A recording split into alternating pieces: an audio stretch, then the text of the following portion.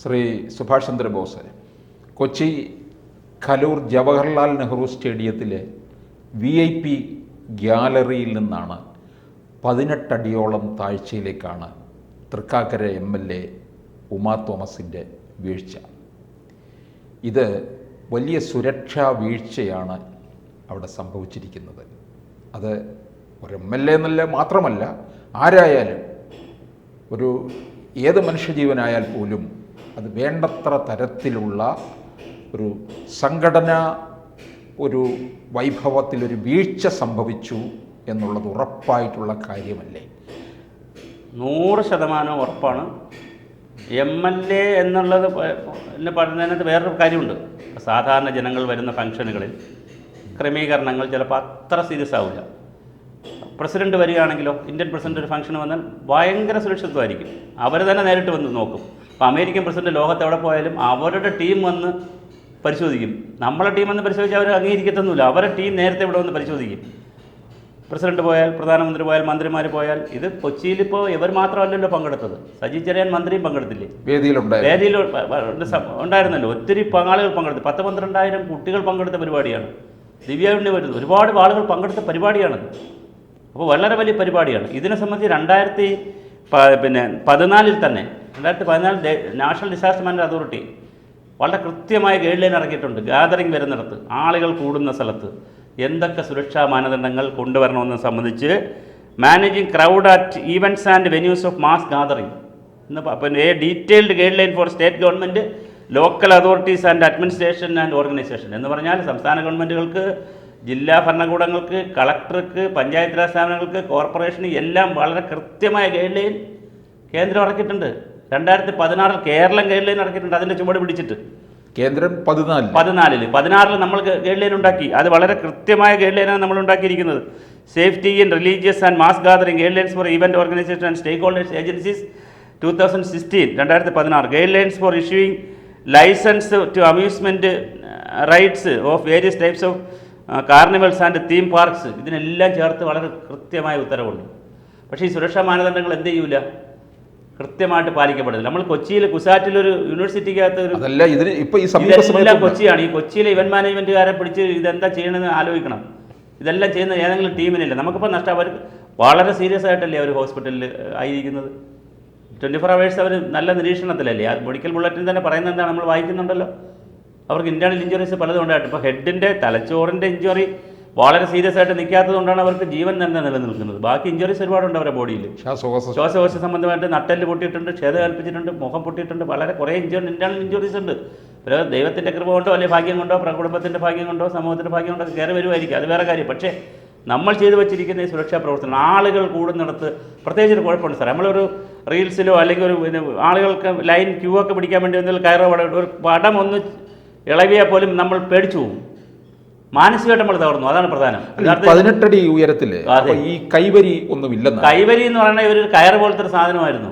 18 അടിക്ക് കിട്ടിയില്ല. അതിൽ പിടിച്ചാണ് അവർ വീണത് താഴെ. കാരണം അവർ കുറച്ച് തടിയുള്ളൊരു മേഡമല്ലേ. ഒരു MLA എന്ന് പറയുന്ന കുറച്ച് തടിയും പ്രായമൊക്കെ ഉണ്ടല്ലോ. പി.ടി. തോമസിൻ്റെ വൈഫല്ലേ, ചെറുപ്പക്കാരിയല്ലേ, വളരെ ചെറുപ്പമുള്ള ആളല്ലല്ലോ. അപ്പോൾ അവർ ഇത് മന്ത്രിയെ കണ്ടു. വേദിയിൽ മറ്റ് VIPs ഒക്കെ വരുന്നതുകൊണ്ട് അവർ എണീറ്റത്. അവിടെ സീറ്റിൽ പോയി ഇരുന്നതാണ്. അവരുടെ ഒരു കഷ്ടകാലം ആലോചിച്ച് നോക്കുക. അവർ സീറ്റിൽ പോയി ഇരുന്നതാണ്.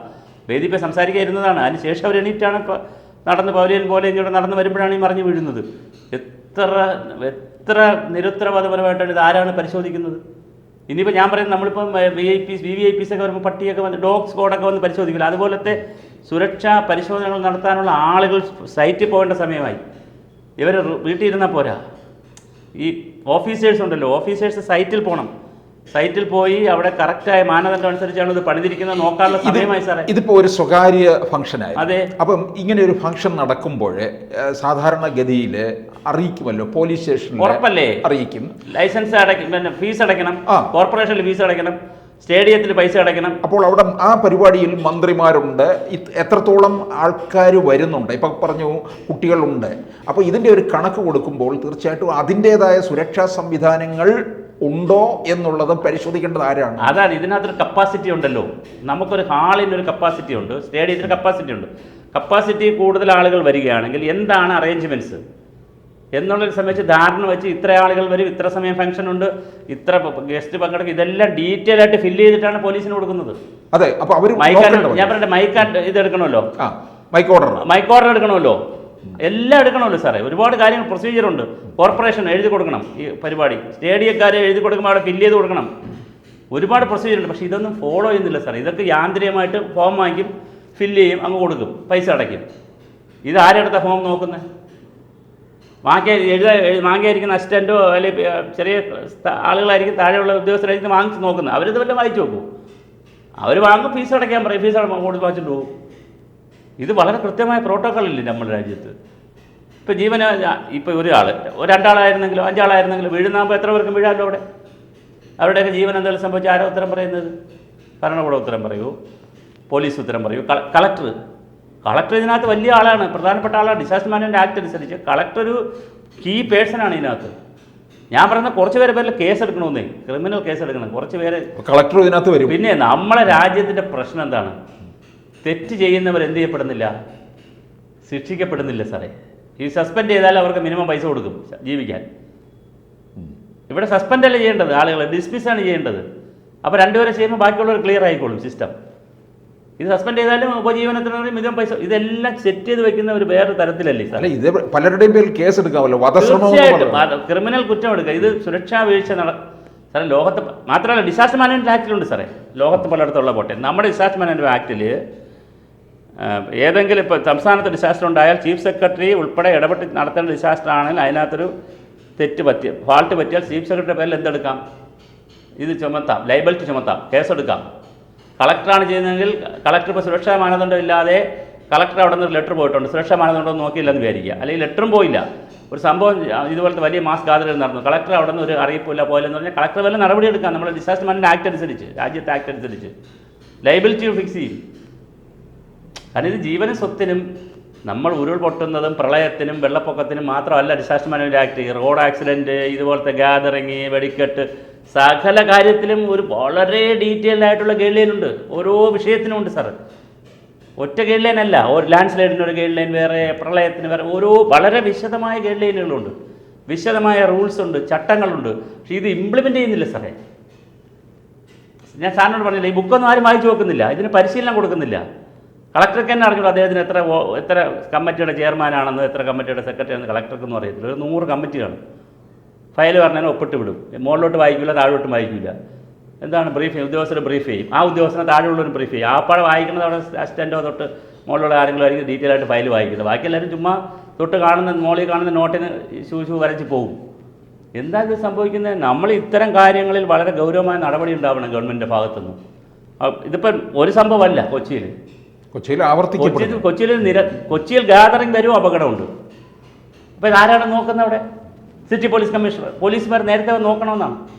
അതെ, ഇത്രയും ക്രൗഡ് വരുന്ന ജനങ്ങൾ ഒന്നിക്കുകയാണ്, കുട്ടികൾ ഒറ്റ ഡോറിൽ കൂടെ കയറ്റുക, ഫുഡ് ഒരിടത്ത് കൊടുക്കുക, ഇതൊക്കെ ഗാദറിംഗ് ആണ് സാർ. വെള്ളം ഒരിടത്ത് കൊടുക്കുക, വളരെ ദൂരം വെള്ളം വയ്ക്കുക, ഇതെല്ലാം പ്രശ്നമാണ്. അപ്പോൾ ഓരോ അറേഞ്ച്മെൻറ്റ്സും നമ്മൾ ഗാദറിംഗ്, അത് ആളുകളുടെ എണ്ണം കൂടുന്നതിനനുസരിച്ച് എന്ത് കൂടണമെന്നാണ്? മറ്റ് സൗകര്യങ്ങൾ കൂട്ടിക്കൊണ്ടേയിരിക്കണം.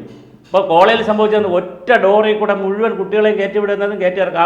ആ ഡോർ കൺജഷനായി, എല്ലാവരും കൂടെ ഒന്നിച്ച് വരികയല്ലേ സാർ? കൺജഷനായിട്ടല്ല അകത്ത് കിടന്നവർക്ക് അപകടം പറ്റിയത്.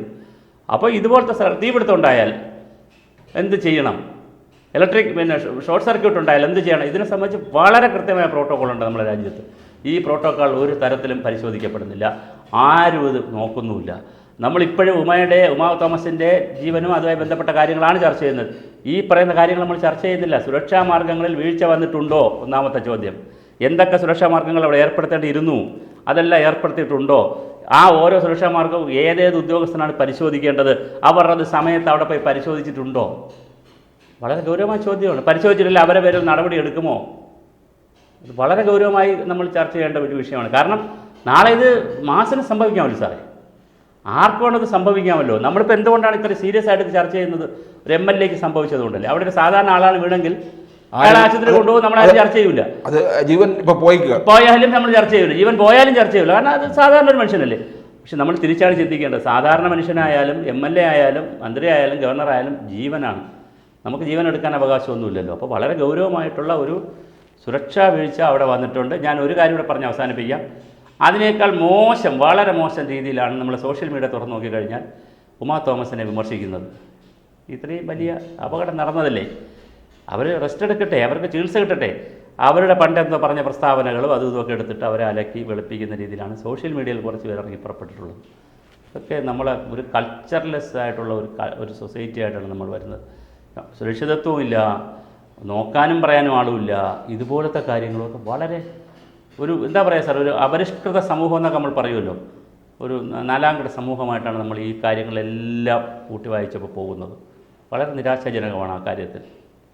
ഓരോ ഏരിയ എടുത്തു കഴിഞ്ഞാൽ സുരക്ഷിതത്വത്തിൻ്റെ കാര്യത്തിൽ, മാനദണ്ഡങ്ങളുടെ കാര്യത്തിൽ, അപകടം നടക്കുന്ന കാര്യത്തിൽ, അത് നടന്നതിന് ശേഷം നമ്മളോട് പൊതുസമൂഹത്തിൻ്റെ പ്രതികരണത്തിൻ്റെ കാര്യത്തിൽ ഒക്കെ വളരെ മോശമാണ്. നമ്മൾ മോശം സമൂഹമാണ് നമ്മൾ.